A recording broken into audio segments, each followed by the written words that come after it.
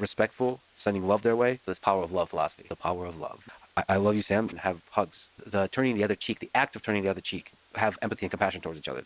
But what about having empathy? I'd like to push for the empathy versus reason. Did you use the power of love? Did you try to correct him, sort of highlighting things he might be wrong on? Yeah. Or did you use the Lex power of love method? Lex could have spoken with Kanye in such a way as to have produced a useful document. He didn't do that because he has a fairly naive philosophy about the power of love.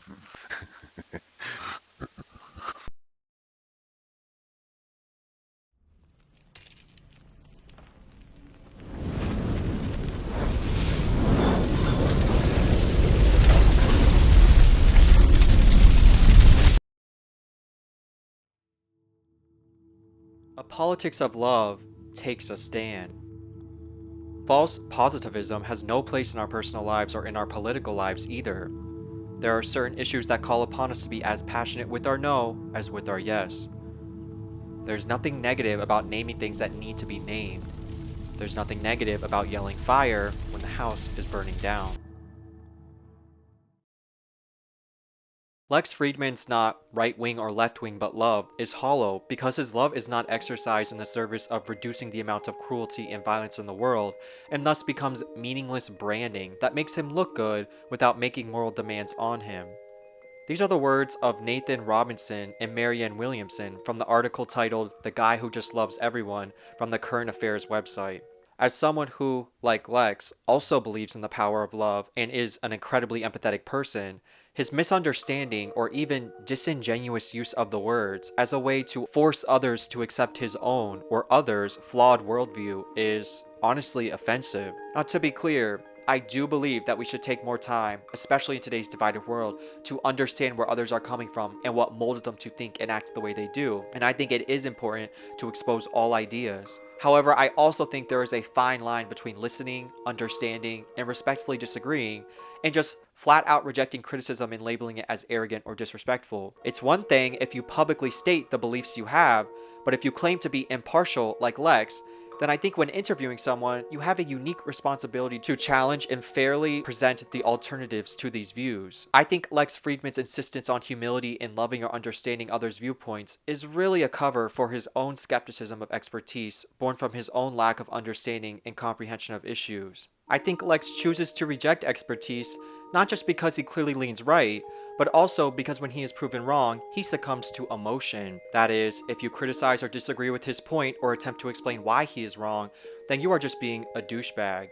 That would increase the vaccination rate. I do believe that it is rational and sometimes effective to signal impatience with certain bad ideas, right? And certain conspiracy theories and certain forms of I misinformation. think so. I just think it makes you look like a douchebag most times. I think it would be interesting to have Lex Fridman personally define love. Is love just being blind to morality, enforcing an equality between good and bad, right and wrong? I think to him, love is actually just forced impartiality. Love to Lex is not opinionated or morally aware, but is passive and unconditional. That may be a fine philosophy when dealing with how we individually should treat each other as human beings, but in the marketplace of ideas, logic and truth are not passive or inclusive, but authoritative with their objectivity.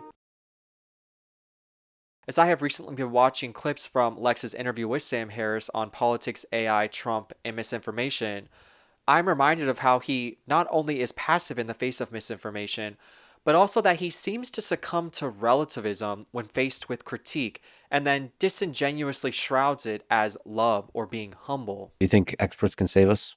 Is there such thing as expertise and experts at something? How do you know if you've achieved it? I am also reminded that even though Lex claims to be impartial and non-political, his philosophy of love and labeling critique as arrogant reminds me of a much larger issue that plagues the modern world, but specifically the modern Republican right.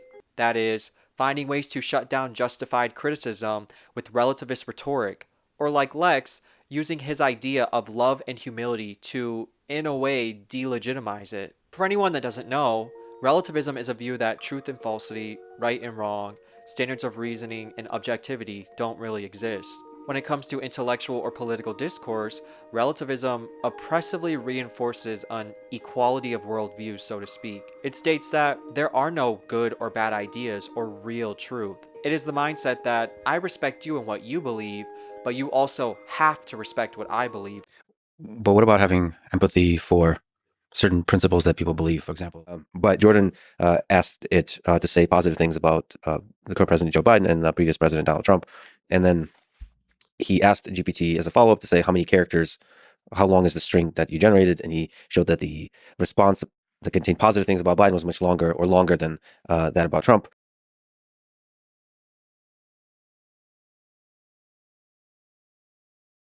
What I think Lex Fridman fails to understand is that, again, while some may have a humble or meek understanding of things, truth itself is not humble. It is loud, bold, and objective. Truth does not care if its carrier is arrogant or gentle. This is because logical objectivity is indifferent, not empathetic. Now, to be fair to Lex, I don't believe he is absolutely an intellectual relativist, as in, he himself rejects objectivity.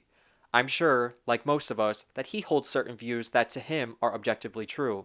I'm also aware that hearing me associate the right or Republicans with relativism sounds out of touch or crazy, mostly because they love to claim to reject postmodernism and subjectivity. However, what I've personally noticed is that those on the right behave like relativists depending on the situation. I call it opportunistic relativism, as in, they become relativists when they are confronted with a view or point that clearly disarms their argument. Sure, but that logic represents a part of the population, and there's a lot of interesting topics that have a lot of uncertainty around them, like the effectiveness of masks. Like, Yeah, but no, but there's nothing to talk about here. It's like either there's a water bottle on the table or there isn't, right? well, technically, there's only 1/4 of a water bottle. Right, yeah.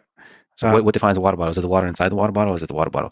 What I'm giving you as an example of it's worth the conversation. When this happens, all of a sudden, critique becomes arrogance, and the dissident is lectured on empathy, love, and respect. But what about having empathy? While I personally think the right has always suffered with this forced equivalency of ideas, I think Donald Trump and his administration really brought it to the forefront. For example, Kellyanne Conway refusing to back down when fact-checked and instead coining the term alternative facts. Why the president asked the White House press secretary to come out in front of the podium for the first time and utter a falsehood. Why did he do that? It undermines the credibility of the entire White House press office on day one. Don't be so Overly dramatic about it, Chuck. You're saying it's a falsehood, and they're giving Sean Spicer, our press secretary, gave alternative facts to that. Or Trump labeling reporters as disrespectful and nasty when they questioned his false statements. I think in a way this correlation of respect with critique mirrors Lex's own philosophy of love and humility. Now, I haven't seen every interview Lex has ever given, and the idea for this video was mostly inspired by a handful of interviews with Sam Harris. What I have noticed during these specific podcasts, however, is that when Sam would speak against Trump or his daddy Elon, Elon Musk,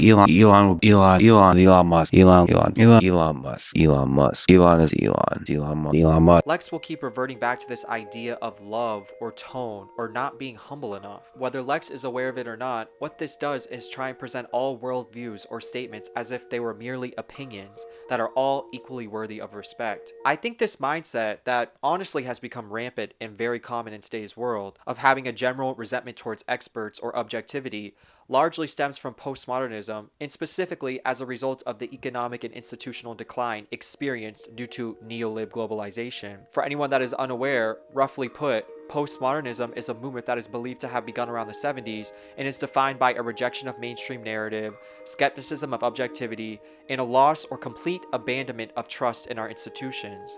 Now, this way of thinking can be tied to many historical events, from political scandals to illegal wars and civil unrest, but overall, it is due to a focus on government failure and a rapid creation and submersion in information, which leads to the population growing detached from objectivity and becoming skeptical of reality and truth itself. Now, to be fair, this is obviously true on both sides of the political spectrum, with the left sometimes falling victim to moral or cultural relativism, and the right sometimes completely rejecting factual reality and history. The most obvious differences between the two, however, is the difference in perception of the causes of problems in society. For example, on the left, economic disparity is blamed on a neo-lib lack of government regulation, while on the right, it is now due to a shadowy conspiratory deep state. While the left relies on logic and observation, the right has sunk further and further into conspiratory misinformation. This point, that the right has become extremely susceptible to conspiracy and has become detached from logic, helps explain the most consequential difference between the right and left,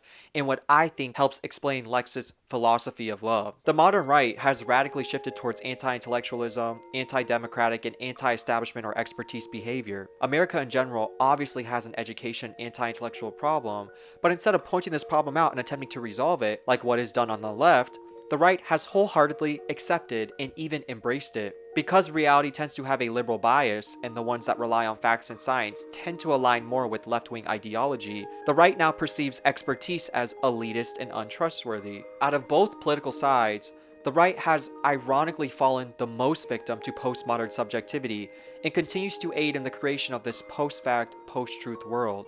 Up yours, woke moralists. On the right, if what you believe is proven to be illogical or wrong, then wrong doesn't really exist, and those pointing out your fallacies are actually just arrogant elitists. Back and forth on Twitter. That's not what I mean by conversations, like long form discussions, like a debate about COVID, like a normal debate. But there's no Elon and I shouldn't be debating COVID. You should be. Here's the thing with humility, like basically saying we don't really know, like the Rogan method. Right. We're just a bunch of idiots. Like one is an engineer, you're a neuroscientist, but like it just kind of, okay, here's the evidence, and be like normal people. That's what everybody was doing.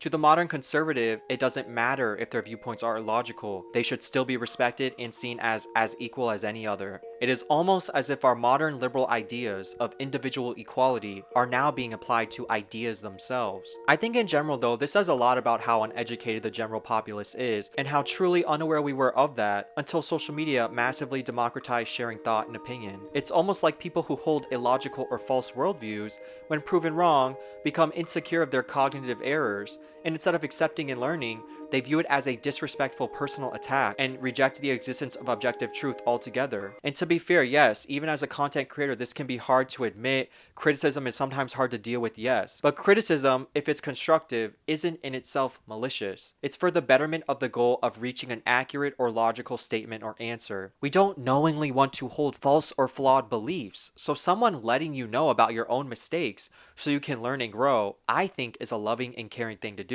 Sitting back idle and allowing others to sink into illogical ignorance so as not to hurt their feelings is not only not caring or loving, but is harmful and destructive. The scientific method itself that is responsible for creating our technologically advanced modern world is literally about criticizing and testing theories or hypotheses in the pursuit of accuracy and truth. Can you imagine if scientists treated all ideas as fair and refused to critique in the name of this so-called love? Again, I think this view that disagreeing with someone or not treating all ideas as equally important is not loving or is arrogant is more of a reflection on how Lex himself probably takes criticism. Instead of accepting that he is possibly wrong, he tells himself that all viewpoints are correct and that disagreeing is elitist disrespect. Like Lex said with Joe Rogan, we should all take this approach that nobody really knows anything, we don't really know what we're talking about.